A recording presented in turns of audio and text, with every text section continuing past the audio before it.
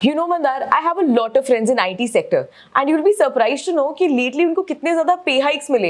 एक जगह से दूसरी जगह स्विच मार रहे थे, तीन तीन ऑफर लेटर्स लेके बैठे थे। मतलब मुझे तो ऐसा लग रहा था कि अच्छी जिंदगी और एंजॉय वही सब कर रहे हैं। सच में मतलब even I am seeing among my engineer friends इतना ज्यादा डिजिटलाइजेशन का बूम था लास्ट ईयर। कोविड पैंडेमिक ने ये चीजों को और एक्सेलरेट कर दिया एंड वी आर सीइंग कि जब से लास्ट ईयर यूएस ने अपने रेट हाइक्स कर दिए तब से वी आर सीइंग कि ये सेक्टर कितना डीग्रो हो रहा है, बहुत सारे प्रॉब्लम्स फेस करने पड़ रहे हैं। हाँ यार, मतलब ऑफ कोर्स यूएस में जितनी ज्यादा प्रॉब्लम्स चल रही है एंड हमारा मैक्सिमम बिजनेस वहां से आता है आईटी सेक्टर का, तो टीसीएस और इन्फोसिस जैसी कंपनी पे इम्पैक्ट होना तो बहुत ही आम बात थी। So Aastha, after this recent correction in IT sector तुम्हारे रडार पर कौन सा स्टॉक है? Okay, just because IT sector इतना ज्यादा करेक्ट हुआ है उसलिए नहीं, बट ये स्टॉक जनरली बहुत अच्छा है एंड दिस इज टीसीएस। मैं मार्केट टाइमिंग वगैरह नहीं करती, बट आई बिलीव कि लॉन्ग टर्म इन्वेस्टर हो तो इन्वेस्टेड रहना चाहिए। कंपनी अच्छी है, अच्छे ग्रुप से आती है, तो व्हाई नॉट। ओ हेलो, ये मार्केट टाइमिंग वाला ताना है ना, मुझे मत मारो, मैं भी एक लॉन्ग टर्म इन्वेस्टर ही हूँ। But TCS being the best bet in the IT sector, I don't agree with this. But why not TCS यार? TCS इतना अच्छा मार्केट शेयर होल्ड करता है और तो और TCS का return on capital employed is the highest among it's competitors. Return on capital employed अच्छा होने से क्या होगा? आई मीन आई अंडरस्टैंड ये एक इंपॉर्टेंट पैरामीटर है, but it is still a lagging parameter. यानी जो परफॉर्मेंस पास्ट में हुआ है उसके ऊपर बेस्ड है ये पैरामीटर, बट ये चीजें तो प्राइस्ड इन होती है स्टॉक में।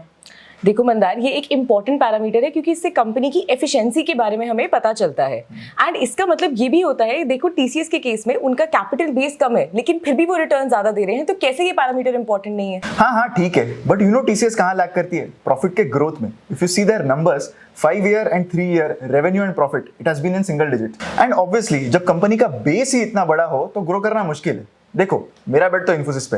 इन्फोसिस के पास रेवेन्यू ग्रोथ है, प्रॉफिट ग्रोथ है, अच्छी ऑर्डर पाइपलाइन है एंड और तो और ये कंपनी फ्यूचरिस्टिक भी है। टीसीएस के पास क्या है? इन सब चीजों के साथ साथ टीसीएस के पास टाटा ग्रुप है।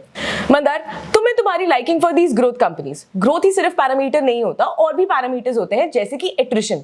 तुम इन्वेस्टर्स को क्यों नहीं बताते कि इन्फोसिस का एट्रिशन रेट क्या है? हेलो, ग्रोथ फोकस्ड एक्विजिशन मुझ पे? आई मीन इन्फोसिस का पी रेशियो टीसीएस से कम है। यहाँ पर चीपर कंपनी मैं प्रेफर कर रहा हूँ and still being accused of being a growth focused investor.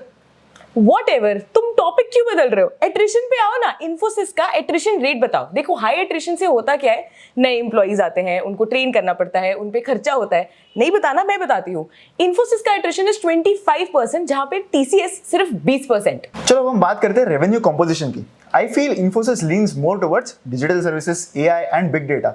TCS normal IT services ही देता है। आई थिंक कोई भी कॉम्पिटिटर ये काम कर लेगा। देखो मंदर, एज दे से कि चाहे काम बोरिंग करो बट बोरिंग काम भी अच्छे से करो।